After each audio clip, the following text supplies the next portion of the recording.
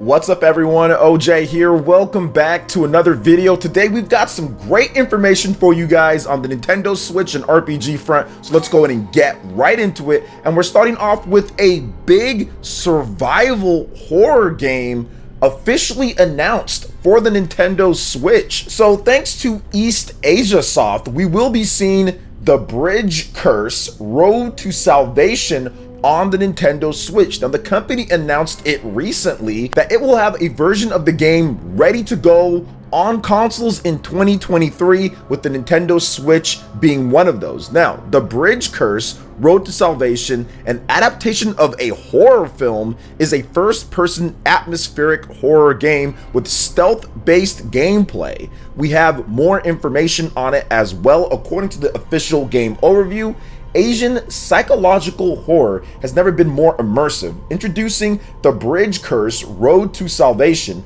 a narrative survival horror presented in a cinematic first-person perspective.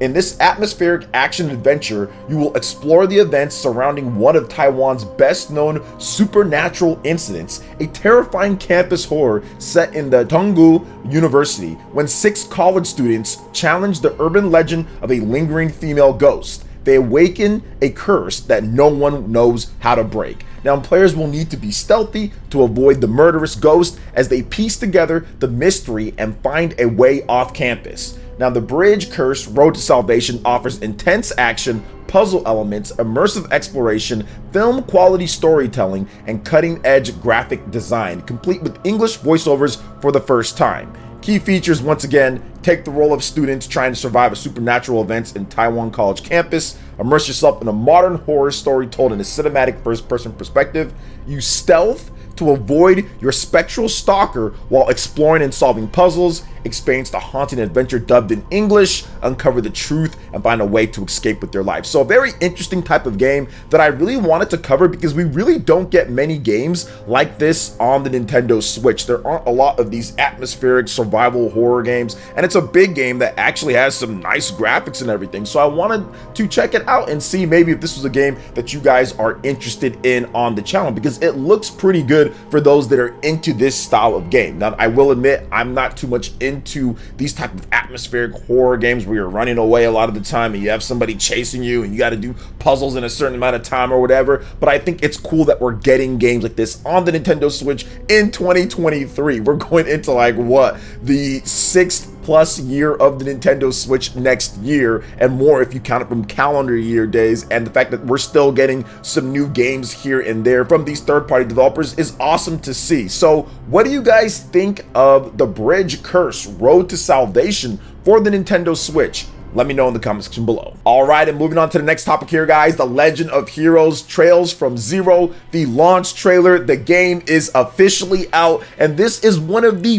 better classic RPGs to hit the Nintendo Switch in recent memory, because NIS America has gone live with this launch trailer that you guys are checking out right now, and it's a very good RPG from what I've seen so far. I'm going to be picking it up myself, but I wanted to get into a little bit more for those who didn't know about this game and kind of talk about it. So, Lloyd Bannings returns from his hometown to follow his late brother's footsteps and join the Crossbell Police Department. However, he finds himself assigned to a ragtag new division called the Special Support Section, which performs odd jobs and helps people in need. But he and his new teammates slowly discover that their vibrant city hides a dark criminal underbelly, as well as a few terrible secrets. Experience Crossbell in this exciting chapter from the renowned The Legend of Heroes series, the site of an ongoing territorial struggle between the Urbonian Empire and the Republic of Calvar. Crossbell has developed into a prosperous city-state and one of the continent's leading economic centers. Though their department is mocked by the media and looked down on by the rest of the CPD, Lloyd and his friends continue to fight to make their city a better place. As they do, however, they slowly come face to face with the criminal corruption gripping their city. Little do they know how deep the shadows of Crossbell City go.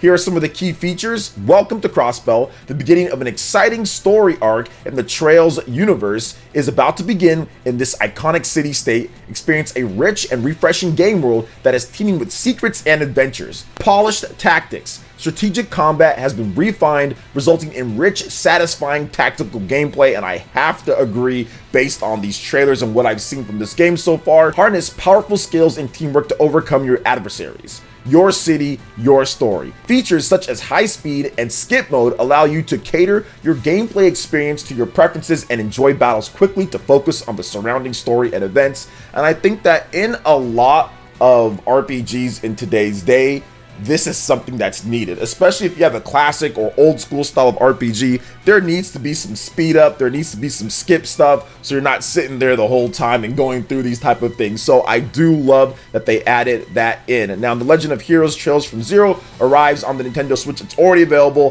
For those in Europe, it'll be out September 30th. So September 30th for Europe, but yes, very good. This game is awesome. It's been getting some really good scores on Metacritic. Right now, it's sitting at an 86 on Metacritic, which is really good for this classic RPG. So love to see that the media and fans are loving this game all alike. So what do you guys think of The Legend of Heroes Trails from Zero, out officially on the Nintendo Switch? Let me know in the comment section below. All right, and moving on to the next topic here, guys. Overwatch 2 gets official launch trailer. Can you believe that a brand new Overwatch game will be launching soon here? So Overwatch 2 still has just a bit more time as of the time that I'm recording this video to launch, but Blizzard has already came out with the launch trailer. Now you can check out some CG cutscenes and also some gameplay and this overview of the game if you're not sure what Overwatch 2 offers. So Overwatch 2 arrives on October 4th as a reimagined free-to-play game. Power up your railgun and disrupt the battlefield as Sojourn, or wield your axe and command attention as Junker Queen.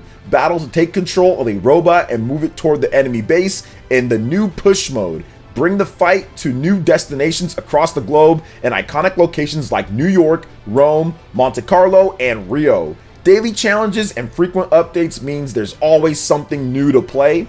Overwatch will continue to evolve and expand with regular seasonal content rolling out every 9 weeks. And beginning in 2023, we'll be delving more into the world of Overwatch and the heroes that inhabit it with a new narrative experiences and PvE gameplay updates. So I think, you know, as someone who's not big on free to play and all of that, and I kind of like more of the premium experience at times, but I feel that this was absolutely the right call to make. I remember back in 2016, so what, 6 years ago now? It's been some time, right?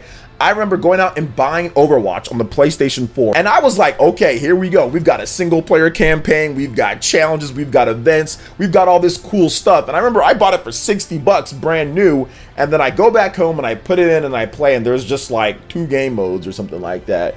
And there's like no single player campaign, and it's my fault. I'm not blaming them because I didn't do the proper research on the game. I just saw everyone raving about it and I wanted to be part of the hype and action. And then when I played the game, it wasn't anything what I thought it was going to be like. So I would have been much happier if it started out as a free-to-play game back then, and then I can just try it out, and then they add stuff later down the line. So the fact that Overwatch 2 is starting out free-to-play, and it looks like they're going to have a lot of cool stuff as they go on here, I'm more inclined to try it. Because if this was a full $60 game for what I experienced before, and I know that Overwatch has evolved greatly since then, I don't think I would have bought it. But the fact now that it's free to play, and I'm like, okay, I can try it out, see if I like it, and then it'll evolve and get better as time goes on, I'm like, okay, I'm definitely going to try this one down at this point. So I think that in today's day, it makes sense, like a Fortnite or something like that, to try it out free to play, and then you kind of go from there, and you'll make a ton of money on battle passes and stuff like that. Heck, even the most recent game that came out that was free to play that's seen huge success is Multiverses across all the different platforms here. So I do think that it was a good idea to go in this route, and I'm very interested in the PvE gameplay updates and events. I think that's going to be a lot of fun to kind of go through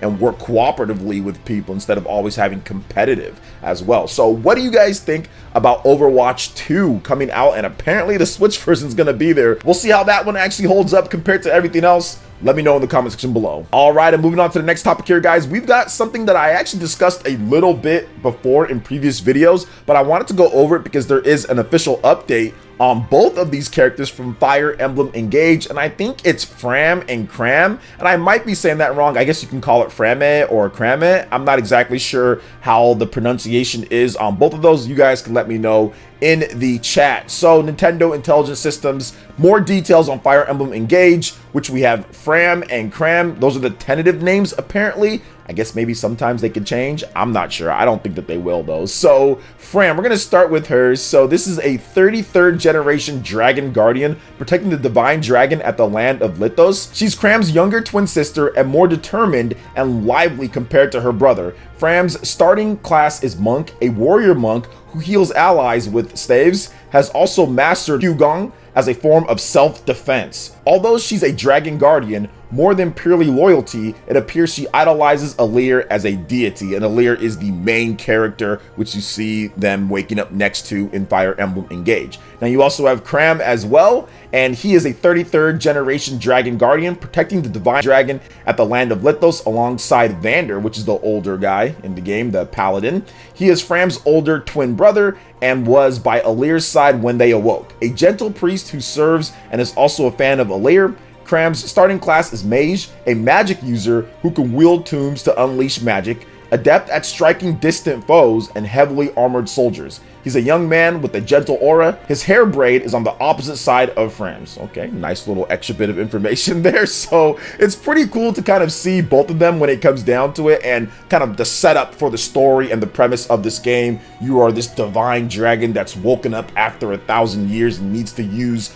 old Fire Emblem characters, past Fire Emblem characters, to fell the dragon once again, you know, the evil that's out there. So I'm looking forward to seeing the twists, the turns, and everything that this game does offer, because I am a huge fan of the Fire Emblem series, and I think that Fire Emblem Engage is going to be one of the better Fire Emblem games released in the modern time era. I just see it coming, that they're getting back to the basics, the roots of what makes Fire Emblem so good from the narrative standpoint, and also what they do from the gameplay standpoint. And the nostalgia fan service is literally off the charts here. Being able to use Marth and Roy and Lynn. I mean, if you're a Fire Emblem fan, that is just immediately appealing. Just like Fire Emblem Heroes, even though it was a mobile game, was immediately appealing to many Fire Emblem fans out there, and still to this day, Nintendo's most successful mobile game, because the Fire Emblem fan base just loves the history and the lore and everything that comes with Fire Emblem. So when you make a game that's centered around that with one of the main mechanics, I mean, it's almost too incredible to fail. Even if the game ended up not being as great as previous games, people are going to love that concept of using your favorite Fire Emblem characters in the history in the game, and there's all sorts of possibilities with DLC and extra type of content. So I'm looking forward to hearing much more about this game in the future. So what do you guys think about Fram and Cram? And let me know if I'm saying the names wrong. I'd love to hear your thoughts in the comment section below. All right, and moving on to the final topic here, guys. Kena, Bridge of Spirits. We've got some brand new updates to this game, and I'm so glad that I waited to play the game fully, because I recently just bought it and they added a bunch of cool stuff here. So developer Ember Lab have released an update 2.02, the anniversary update for Kena Bridge of Spirits. The update adds a new game plus mode, new enemy types, added boss phrases, spirit guide trials, new outfits, charm stones, and more. Goodness gracious. So let's go and get into the nitty gritty here with this. So new game plus, it'll feature combat adjustments, redesigned and more challenging,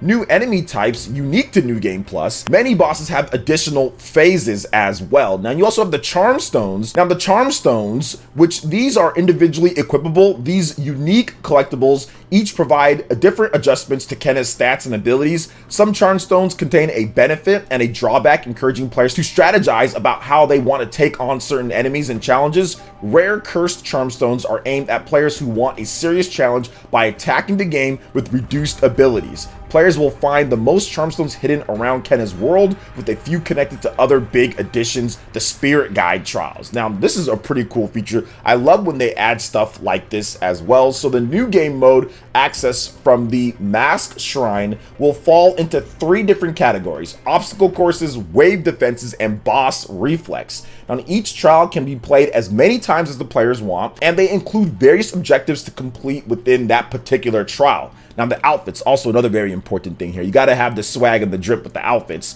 So new outfits are rewarded by completing trials. These new clothing options are inspired by the characters Kena meets in her journey. Succeeding at bonus objectives within each trial can unlock color variations of each outfit, as well as unique charm stones. Now Kena Bridge of Spirits is now available for the PlayStation 5, PlayStation 4, and PC via Steam, also the Epic Game Store as well. And once again, I am going to start my playthrough of the game up now at this point with this brand new update. So I love when they add these things, and that's a great anniversary of the game. I think that Kenna's one of those great independent titles that found a lot of mainstream success on there with the PlayStation 5 and the PlayStation 4 and PC. So very good to see this game having success and doing great by this huge update for free. Players can go out there and download it and enjoy. So what do you guys think about Kenna Bridge of Spirits? What do you think about everything else that we discussed here? Let me know in the comment section below. All right, guys, that wraps it up for this video here. Thank you so much for watching. I do appreciate it. Please make sure you hit that like button, subscribe if you're someone new, click that notification bell, and we will see you for the next video. Peace.